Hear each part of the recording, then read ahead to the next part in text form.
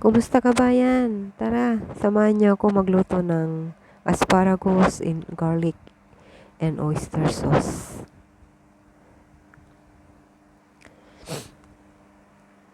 Ayan, ihanda natin yung ating asparagus. Nahugasan ko na po yan at naibabad na rin ng 30 minutes.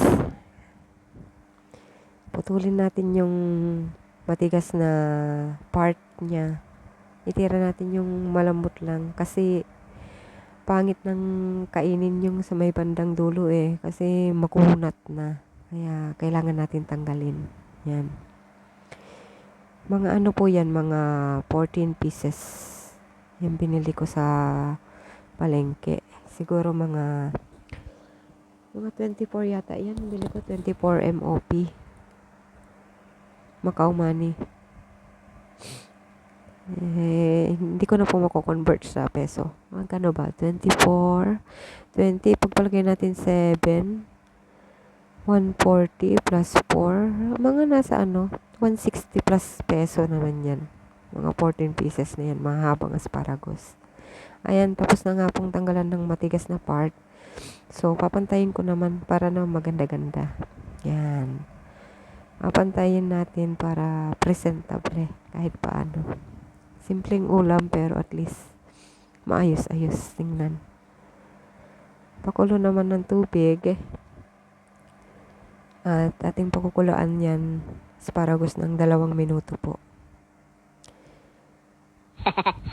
Ayan, ginawa ka ng mainit na tubig. Ang tibay ni Mama Loleo. Ano po? Hindi na nakakaramdam ng init Masyado ng manhid.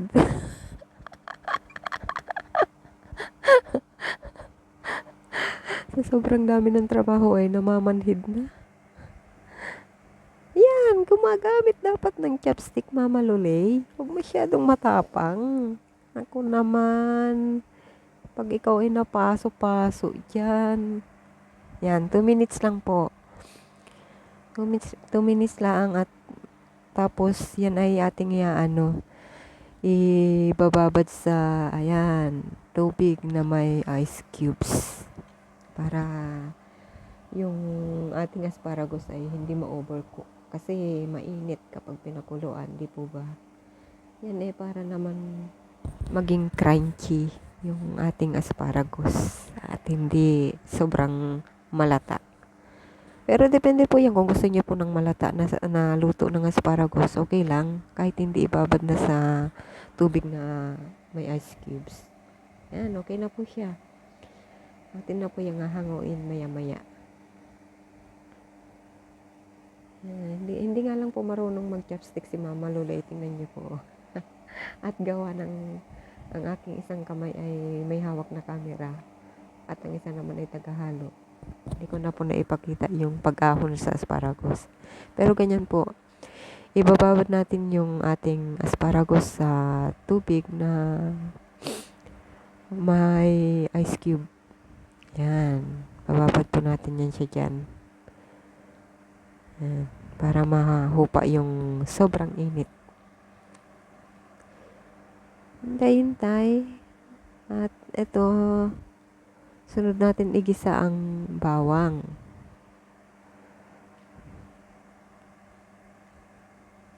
Yan. Mga po yung mantika niyan? Mga 4 na tablespoon o di kaya 3. Depende po sa dami ng lulutuin ninyong asparagus. At yung naman bawang ay 4 din na 4 na piraso. Yung 4 na ipin. 4 na ipin no? At tapos yan, black pepper. Marami-rami po ako maglagay ng black pepper. Gustong-gusto ko kasi yung lasa ng black pepper. Lalong-lalo na haluan natin siya ng oyster sauce. Hindi ko na rin po may pakita yung paglagay ko ng oyster sauce pero ang oyster sauce po kayo nang bahala kung gaano karami ang tansya nyo. Pero ako ang nilagay ko dyan mga 1 tablespoon. Yan. Depende kasi sa dami ng asparagus na lulutuin. Pero yan po ay 14 pieces na asparagus. Kayo na po magtansya sa base ng inyong panlasa. Yan. hati-hatiin ng maliliit. At nung unang nagluto ako, hindi ko hinati-hati. Gawa ng yun ang prepared ko, yung mahaba talaga na luto ng asparagus. Nag-request ang amo. Si amo kong babae na, bakit daw ang haba? Kaya ngayon, hinahati ko na siya. Yan. Hinahati ko siya sa eksaktong isang subo. Kasi nga naman, pag mahaba nga naman para kang panda. Nangat-ngat-ngat-ngatin. parang panda na nangat-ngat ng bamboo shoot. Ayan po, kayo po, experience niyo po sa pagluluto, pa-comment po sa baba. Pa-like na rin po and subscribe. Makikisuyo po sa mga unang manunod pa lang po ng aking video. Yan. Ayan na. Ilalagay na po natin ang ating asparagus sa ating sauce.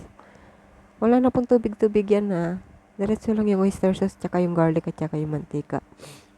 Yan, mga 2 minutes lang po yan para crunchy siya. Hindi siya ma-overcook, sa low fire lang po. Yan.